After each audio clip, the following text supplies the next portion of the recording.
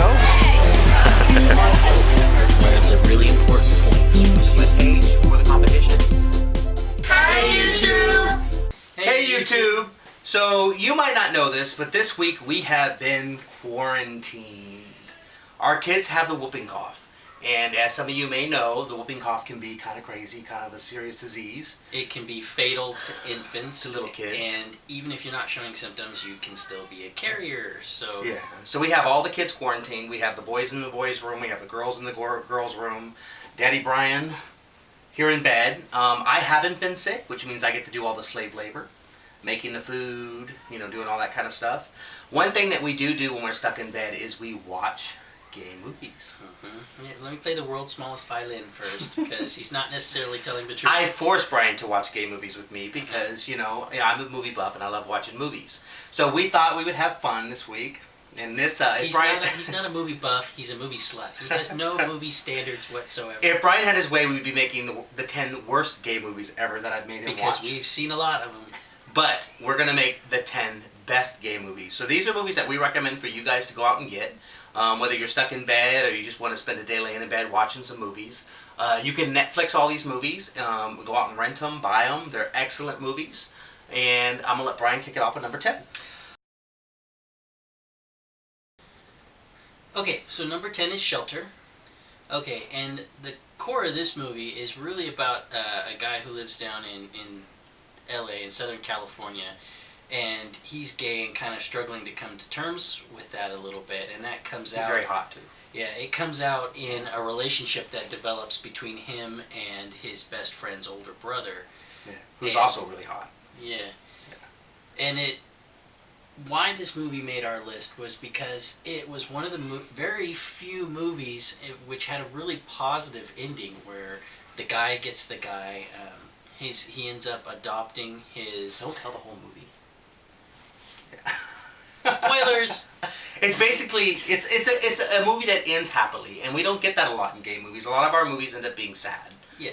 They end up being, at the end of the movie, it's, kind of a downer. I mean, usually the guy dies or something happens to one of the lead characters. Mm-hmm. And this is just a really well done, well acted out, sweet movie. Yeah. So if you get a chance, this is one of those movies that you want to watch on a date night. I mean, it's just really sweet. Yeah. Okay, so number 9 is... Okay, so 6 Feet Under is not necessarily a movie. It's a TV series that came out a few years ago. And it really meant a lot to me because 2 of the main characters in the series are gay men. One of them is the son of a funeral home family, and he, for the first part of the series, is really trying not to be gay. He's having lots of just random sex partners. He's out meeting people in places that you wouldn't necessarily think were appropriate places to meet people. And he really hates being gay. And as the series unfolds, he slowly starts to become comfortable with his homosexuality and realizing that it's not something that he needs to hide, that he needs to share with his family. And he slowly comes out of the closet.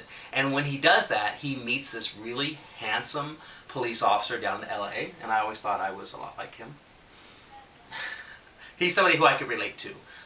He's a very masculine police officer who, basically is completely comfortable with being gay. And it's just an incredible series. It also has, I think, one of the best endings of any TV series ever made for TV. It's just incredible. Number 8, which you all know was coming, was Brokeback Mountain. Yeehaw! So, if you haven't seen Brokeback Mountain by now, you clearly are living under a rock. Yeah. Okay, but basically why we like the movie and why it makes the list is because, to me, it showed those men were a lot of the people that I grew up around. So being able to see a gay story that involved those type of people, to me, it shows another side of gay life that you just don't get to see every day. I mean, coming up gay in this country, at least, you really come up in a vacuum. You have no images of what gay people are or where we come from, and every little bit fills in the pieces. And this was a really big piece. These were people I could relate to that I knew from when I grew up, and it's why it really resonated with me. Number 7 is a movie called Transamerica, and it's about a transsexual who is getting ready to go across country in order to have a sex change. And then she finds out she's got a son. So she never realized that she had a son, and her son's name's Toby, and the main character's name is Bree. And, I have always been somewhat fascinated about transsexuals because they're something I can't relate to. Being a gay male, I've always been very happy being a gay male, and so the idea of a gay male having a sex change really took me a while to really understand why. And luckily, over the last couple of years, we've made some really good friends, Emily, and people who have helped us understand what those feelings mean and what they're like. And the movie Transamerica does that. I mean, it really helps you relate to this character through her coming out process to her son, because she's not only coming out as, somebody who people might consider gay, but as a person who really feels like a female. She doesn't feel like a father, she feels like a mother. And she basically is helping her son get cross country in order to stay with his grandparents. And it's how their relationship evolves and how they come to love each other and know each other, respect each other. And I think it's an incredible movie. I think that people should watch it, and I guarantee you'll love it. Number 6 on our list is Outrage. Okay, and Outrage is our first documentary to make the list. It's not the only documentary.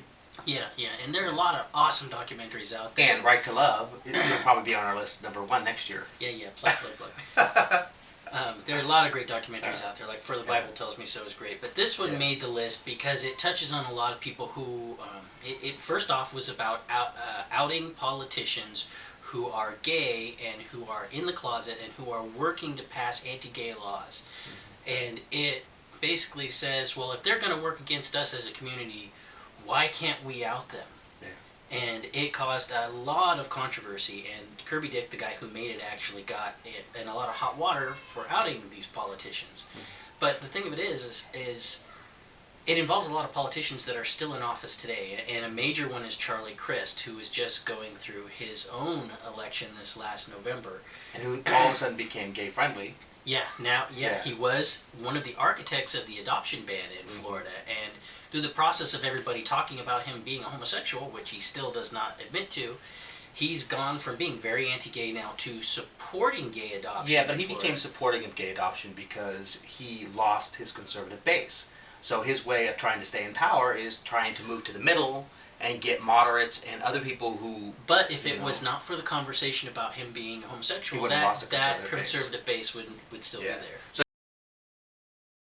Okay, so number 5 is a movie that we recently watched, and it really, really inspired me, and I loved it. The movie is La Mission. La Mission, yeah. La Mission? Oh, yeah. Okay. So La Mission is about a young boy named Jesse, and about... Huh? The Mission. Let's just call it The Mission. The Mission, okay, The Mission. And it's about, and it means, it actually connected with me because I work in San Francisco, and I love San Francisco, and I understand that San Francisco is a very segregated society, even though it's one of the most liberal places in the world. I mean, different communities, the gay community has the Castro, the Latino community has the Mission, the black community has Hunters Point area. It really is a city that is segregated amongst its own communities. And the movie basically talks about a young guy named Jesse who has realized that he's gay, has fallen for a young white guy who's also gay, and he's fallen in love with him. And he's decided that this kid means something to him, and that this is the way he wants to live his life. Now, this kid's also, a straight A student, and he's succeeding in school, and he's being raised by a single father who lost his wife, Jesse's mother, probably 10 years before, and he's been raising Jesse on his own. Now, he's a recovering gang member, he's been to prison. Alcoholic, and, he adores his son. His life has become, his son Jesse. Well, he ends up finding that Jesse's gay. And I don't want to tell you the whole story, but this movie is going to take you up and down. It's incredible. Number 4, Tales of the City, circa 1993. I think you made me watch these. Yeah. I first read the books, and I really loved the books, so I was curious to put faces to names. And it's a mini-series, actually, and this series really stayed true to that. There was a lot of books. It had to be really hard to smash those down to a mini-series, but it was really awesome. And these were some of the first stories that I was reading when I came out, and they helped me come out to my father. They kind of helped me figure out that I could fall in love and be in a relationship. They were part of what helped me come into my own as a gay man, and it's why I really loved the series. I mean, it really wraps around what it meant to be gay in San Francisco in the 1970s, and in that sense, there's a lot of things that are happening then that may not necessarily are true now, but a lot of the human themes in that still really count. And there are so many characters in this show, I can't even go into it. So number 3, Love, Valor, and Compassion. This is mine and Brian's first gay movie we ever watched together. It came out in the theaters, and me and Brian hadn't started dating yet. And we went with a bunch of friends, mutual friends, and we went and saw this movie, and he started to cry. I'm sitting in the theater, and I'm looking over at this guy, and tears are coming down his eyes. And I'm thinking, who is this guy? I mean, who is this, quiet, masculine friend of mine who cries at gay-themed movies? He takes this opportunity to out me as the crier. No, it was very sweet. It was the first... To the nation, every chance he gets. I had known Brian probably a year before that, and I never looked at him the way I looked at him after that movie. When I saw him cry at that movie, it really moved something in me, and it was the first time when friendship twinged a little bit to love. I mean, it was the first time I looked at Brian differently, and it's nice to have that moment. I mean, there's probably 2 moments in our lives where...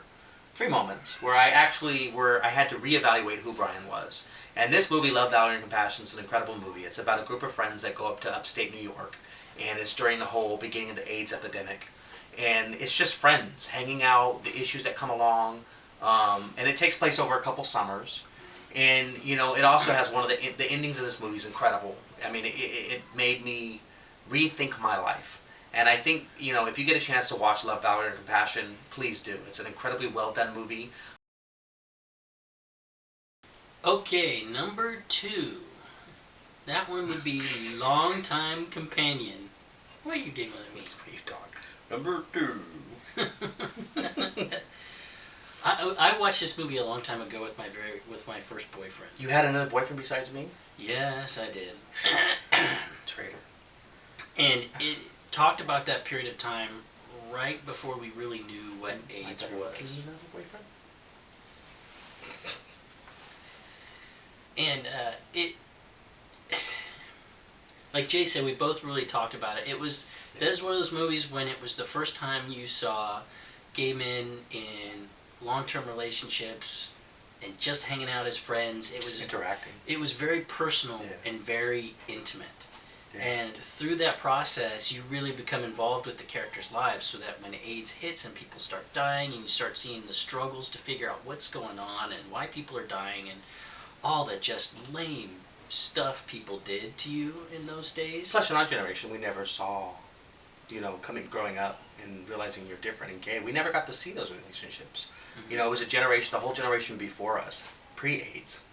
Yeah. It was living a certain lifestyle that we never ever even dreamed of. We sort of coming in on the tail end after that. Once HIV happened, it shut down a certain freeness. Yeah. It really stopped that, as people really had to think twice about what we were doing and protect themselves. And we came up in that protect yourself age, and it gives you a little window into the world that we didn't necessarily have.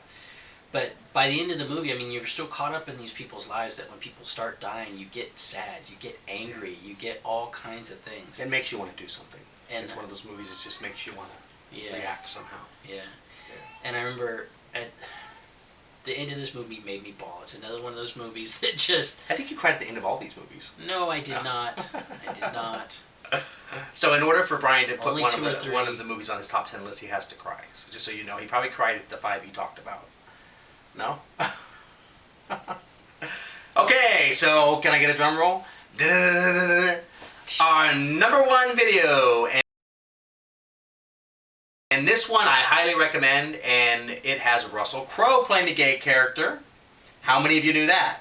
So one of Russell Crowe's first movies ever made in Australia is about a relationship that he has with his son. The movie is called The Sum of Us, and it is my truly all-time favorite movie. Not Russell Crowe has a relationship with his son. Oh, Russell Crowe has a relationship with his father. Sorry, I don't speak right. It's about this father-son relationship, and Russell Crowe plays an out gay man who lives with his dad, who's really accepting of him. And it's one of the first gay movies that I ever saw. And it was the first time I ever saw a gay man that was represented as just being a guy. I mean, he's just a guy. I mean, you don't necessarily know he's gay. He's somebody who's just, he's into sports. He has a great relationship with his father, but he's gay. And his number one priority is he wants to find someone to spend his life with. I mean, he's really looking for somebody who values him and loves him and wants to spend time with him. And he's having a hard time doing it. Yeah, it's really, it's a little bit about how family looks out for each other, because the dad's always trying to push his son into a relationship, and the son's always trying to push his dad into a relationship, and it's about how they support each other. Yeah. Yeah. And about, the father in his relationship is very supporting, and he just wants to see his son happy. And it's the first time, I've had a father that didn't want anything to do with me after I came out. And the relationship between Russell Crowe's character and the father in this film is amazing to me. Every time I watch the movie, I've watched it 100 times, and I envy it. I look at the relationship they have, and I think a lot of gay kids do. Mm-hmm. He is his father, he loves him, and he just wants him to be happy. And he actually tries hooking him up with other gay guys, which is blew my mind. Mm-hmm. So, it's a movie that if you haven't seen The Sum of Us, please do. So that's about it.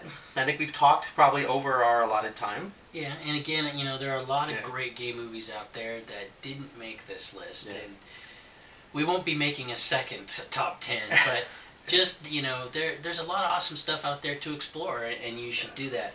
There's also a lot of really bad stuff. So, on that note, as you know, I love watching gay-themed movies. And, I've got the next 3 days stuck in this house with Brian and the kids. We're all in quarantine. Please, if you have a favorite gay movie that we didn't mention, recommend it to us, because I'm dying to watch a few more movies this weekend, and I would love to know what you guys are watching. Also, what are the biggest stinkers? I know that, me and Brian have seen some really stinky gay movies. So are there any that we should stay away from? Let me know which movies you would never recommend.